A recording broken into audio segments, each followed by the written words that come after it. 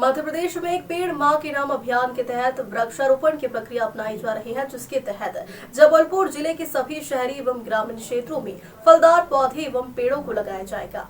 इसके अलावा जिन भी समस्याओं के चलते पौधे नष्ट हो जाते हैं, समय विषय को भी ध्यान रखते हुए कार्य किया जा रहा है। प्रशासन की मंशा के अनुसार अधिकांशतः पौधे सरकारी जमीन पर लगाए जाएंगे। इसके साथ ही कई किसानों को भी वृक्षों का वितरण किया जाएगा, जो अपनी जमीन ऊपर पेड़ों को लगा सके। इसके अलावा जहां भी ट्रांसप्लांटेशन का काम किया जा रहा है, जो नरेगा योजना के तहत योजनाबद्ध तरीके से कर रहे हैं, उसके लिए भी एक टीम बनाई गई है, जिसका प्रशिक्षण सफलतापूर्ण पूर्ण कर लिया है।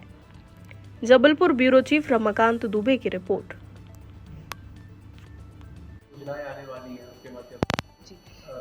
हमारे प्रदेश में एक पेड़ मां के नाम अभियान क्रियान्वित किया जा रहा है। इसकी शुरुआत हो चुकी है। इस संबंध में हम लोग ग्रामीण क्षेत्रों में भी और पूरे ज़िले में अच्छा काम कर रहे हैं। इस संबंध में हम लोग 3-4 प्रकार से काम कर रहे हैं। एक तो जो वाटरशेड वाली पंचायतें हैं, वहाँ पर हम लोग बड़े प्लांटेशन ले रहे हैं और इस प्लांटेशन में उनकी सुरक्षा की, इरिगेशन की, उसमें किस प्रकार की प्रजाति का चयन हो रहा है, उसके ऊपर विशेष ध्यान दिया जा रहा है। जैसे कि हम लोग फोकस कर रहे हैं फलदार पेड़ों की ओर, और फलदार में भी हम लोग वो प्रजातियाँ ले रहे हैं जिससे कि जल्द समय में हमें आय जनरेशन हो। इसमें जो टारगेट हमने करा हुआ है वो ये है कि हर 1000 पेड़ के ऊपर हम लोग 1 लाख की आय ले सकें। उस प्रकार से कार्य योजना बनाई जा रही है।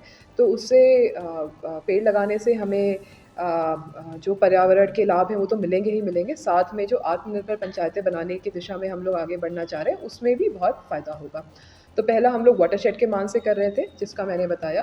दूसरा हम लोग नरेगा के थ्रू हम लोग प्लांटेशन कर रहे हैं। ये लगभग हर ग्राम और हर ग्राम पंचायतों में लिया जा रहा है। और तीसरा, यहाँ पर हम लोग फॉरेस्ट के साथ में समेकित रूप से प्रयास कर रहे हैं, जिसमें हम लोग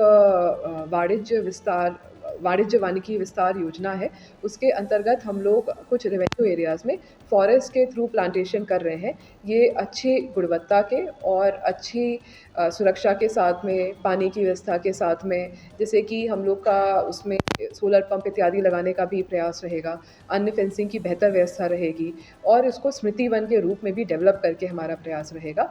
और ये करने के बाद में वो हम लोग नरेगा के अंतर्गत उसका रखरखाव ग्राम पंचायत के माध्यम से करा जाएगा। तो जैसा आप देख पा रहे हैं कि हम लोग के पास जितने भी योजनाएं हैं और जितनी भी स्कीम्स हैं और जितने भी विभाग हैं, इसके अतिरिक्त विभागों को भी टारगेट दिया गया है। तो जितने भी विभाग हैं, सबको मिलाकर हम लोग अपने ज़िले में अच्छी उत्तरजीविता के साथ में और प्लानिंग के साथ में वृक्षारोपण कर रहे हैं। इसके अतिरिक्त मैं सिर्फ ये बताना चाहूँगी, पर्मा कल्चर नाम की टेक्निक आपने सुनी होगी। पर्मा कल्चर हम लोग उन एरियाज़ में ले रहे हैं जहाँ पर पानी की कमी है। तो बेसिकली ये एक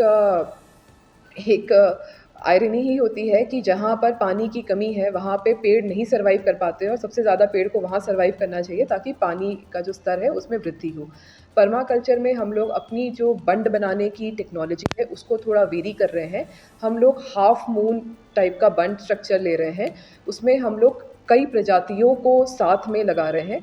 इसको लगाने से जो उनका बायोमास है उसमें बढ़ोतरी होगी और जो हम लोग बंड बना रहे हैं वो बंड डिज़ाइन ही इसी प्रकार से बना रहे हैं, इंक्लाइंड वे में बना रहे हैं कि हम लोग वहाँ पे जो भी बारिश का पानी मिल रहा है उसको लंबे समय तक रिटेन कर पाएँ और रिटेन करने के बाद में हम उसकी उत्तरजीविता पेड़ की लंबे समय तक हम लोग उसको दे पाएँ।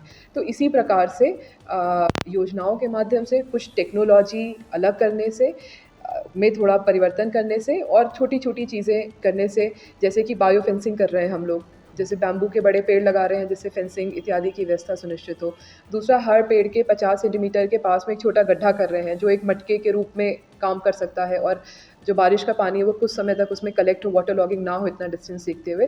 तो इसी प्रकार से छोटे-छोटे प्रयोगों के माध्यम से और एक अच्छी ट्रेनिंग भी करवाई है हम लोगों ने पूरे अमले की, जिससे कि जो प्लांटेशन हो वो ट्रेन्ड वे में हो और लगाते वक़्त जो जनरल दिक्कतें होती हैं या जनरल कमियां रह जाती हैं जिससे भी सर्वाइवल प्रभावित होता है, वो हम लोग इस सीज़न में प्रयास करेंगे कि ना हो। तो ये पूरा प्लान है। इसका लगभग बजट कितना आने वाला है? इसका कोई बजट तो अतिरिक्त नहीं आ रहा है, ये हमारी एग्जिस्टिंग योजनाओं के अंतर्गत ही हम लोग इसको करेंगे। जैसे नरेगा में हमारे बजट रहते हैं, अन्य योजनाओं में रहते हैं, उसी से हम लोग फिर इसको टेकअप करेंगे। मतलब अभी शुरुआत में लगभग कितने का था?